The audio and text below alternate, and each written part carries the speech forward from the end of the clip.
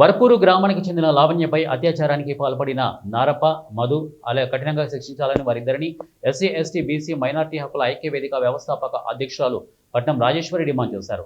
కర్నూలు పట్టణంలోని SC, ST, BC, minority హక్కుల ఐక్య వేదిక కార్యాలయంలో ఏర్పాటు చేసిన విలేకరుల సమావేశంలో పట్నం రాజేశ్వరి మాట్లాడుతూ, కోడుమూరు మండలం వర్పూరు గ్రామానికి చెందిన లావణ్య తండ్రి గత కొంతకాలంగా కిడ్నీ వ్యాధితో బాధపడుతూ డయాలసిస్ కొరకు కర్నూలు ప్రభుత్వ హాస్పిటల్లో వైద్య చికిత్సలు పొందుతున్న సమయంలో సంరక్షకురాలిగా తల్లి, అన్న కర్నూలు ప్రభుత్వ హాస్పిటల్లోనే ఉండడంతో ఇంటి దగ్గర లావణ్య ఒంటరిగా ఉంటుంది. ఆ సమయంలో నారప్ప గారి మధు అదునుగా చూసుకొని ఆమెపై పలుమార్లు అత్యాచారానికి పాల్పడినట్లు తెలిపారు. కొన్ని రోజుల తర్వాత లావణ్యకు తీవ్ర కడుపు నొప్పి రావడంతో కుటుంబ సభ్యులు డాక్టర్ని సంప్రదించడంతో డాక్టర్ లావణ్యకు కడుపు నొప్పి కాదని పురిటి నొప్పులుగా నిర్ధారించడంతో కుటుంబ సభ్యులు దిక్కుతోచని స్థితిలో ఉండిపోయారు. లావణ్యను ఆరా తీయగా నారప్ప గారి మధు భయభ్రాంతులకు గురిచేసి పలుమార్లు అత్యాచారానికి పాల్పడినట్లు చెప్పడంతో వెంటనే స్థానిక కోడుమూరు పోలీస్ స్టేషన్లో లావణ్య తల్లి ఫిర్యాదు చేసింది. ఇప్పటి వరకు న్యాయం జరగలేదని అన్నారు. తూతూ మంత్రంగా గ్రామ పెద్దల సమక్షంలో లావణ్యకు నారప్ప గారి మధుకు వివాహం జరిపించినా ఎలాంటి న్యాయం జరగలేదని తెలిపారు. లావణ్యకి న్యాయం జరగకపోతే కోడుమూరు పోలీస్ స్టేషన్ దగ్గర పెద్ద ఎత్తున మహిళలతో ధర్నా కార్యక్రమాలు చేపడతామని వారు అన్నారు. ప్రయత్నం చేస్తే అక్కడ డాక్టర్లు, నర్సులు ఆ లక్ష్మీదేవిని అరిచి తల్లికి కానీ బిడ్డకు కానీ ఏదైనా జరిగిందంటే మీ మీద కేసులు పెడతామని చెప్పేసి అక్కడ ఉన్నటువంటి పోలీసులను పిలిపించి వీళ్ళకు ప్రొటెక్షన్ ఇచ్చి కోడుమూరు పోలీసులకి ఇంటిమేషన్ ఇవ్వడం జరిగింది. ఆ తర్వాత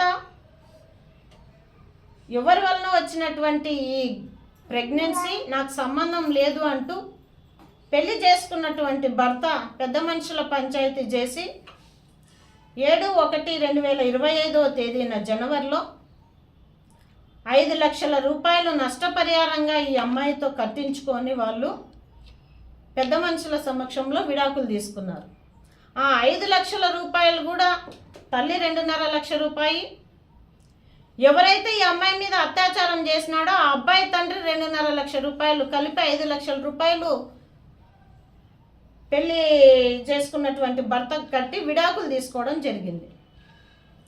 విడాకులు తీసుకున్నాక అత్యాచారం పలుమార్లు చేసిన వ్యక్తి ఎవరైతే ఉన్నారో మధు, ఆ మధును కోడుమూరు పోలీసులు కస్టడీలోకి తీసుకుంటే వెంటనే ఊర్లో తండ్రి ఇంకా కొంతమంది వ్యక్తులు కలిసి లేదు అమ్మాయికి పెళ్లి చేస్తామని చెప్పేసి ఆ అమ్మాయిని తీసుకుపోయి గుళ్ళో పెళ్లి చేయడం జరిగింది, తాళి కట్టడం.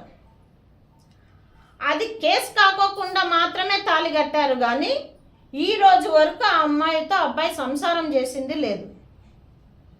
అంటే పోలీసులు ఒక మహిళకు జరిగిన